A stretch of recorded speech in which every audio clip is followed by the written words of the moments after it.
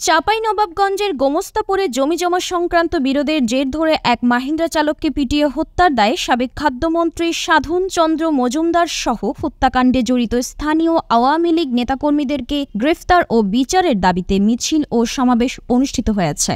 শুক্রবার দুপুরে জুমা নামাজ শেষে গোমস্তাপুর উপজেলার পার্বতীপুর ইউনিয়নের আড্ডা শেরপুর গ্রামে এই মিছিল ও সমাবেশ হয়। স্থানীয় শিক্ষার্থী ও গ্রামবাসীর আয়োজনে শেরপুর জামে মসজিদের সামনে থেকে একটি মিছিল বের হয়ে বিভিন্ন সড়ক প্রদক্ষিণ শেষে আড্ডা বাজারে গিয়ে শেষ হয়। পরে সেখানেই সংক্ষিপ্ত সমাবেশ অনুষ্ঠিত হয়। সমাবেশে বক্তারা বলেন, রাতের অন্ধকারে একজন সাধারণ মাহিন্দ্রা চালককে জোরপূর্বক তুলে নিয়ে গিয়ে নিয়ামতপুর উপজেলা যুবলীগের সভাপতি মোতালিব হোসেন বাবারের নেতৃত্বে পিটিয়ে হত্যা করে স্থানীয় আওয়ামী লীগ ও এর সহযোগী সংগঠনের কিছু নেতাকর্মী। এছাড়াও হত্যার পরদিন 11টি দোকান ও বাড়ি থেকে গরু ছাগল লুটপাট করে হত্যাকারীরা।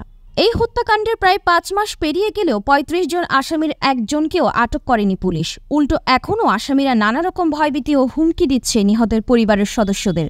সাবেক খাদ্যমন্ত্রী সাধন চন্দ্র মজুমদার আসামি না ধরার জন্য প্রত্যক্ষ ও পরোক্ষভাবে নানা রকম ষড়যন্ত্র করেছে। তবে অভিযোগ অস্বীকার করে সুষ্ঠু তদন্ত করে প্রয়োজনীয় আইনানুগ ব্যবস্থা গ্রহণের কথা জানান গোমস্তাপুর থানার ওসি চৌধুরী জোবায়ের আহমেদ।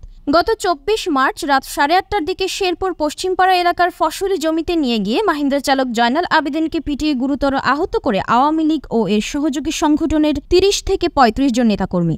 2 দিন পর চিকিৎসাধীন অবস্থায় রাজশাহী মেডিকেল কলেজ হাসপাতালে মৃত্যুবরণ করেন জয়নাল আবেদিন। নিহত জয়নাল আবেদিন শেরপুর গ্রামের মোহাম্মদ মাহবুবুর রহমানের ছেলে।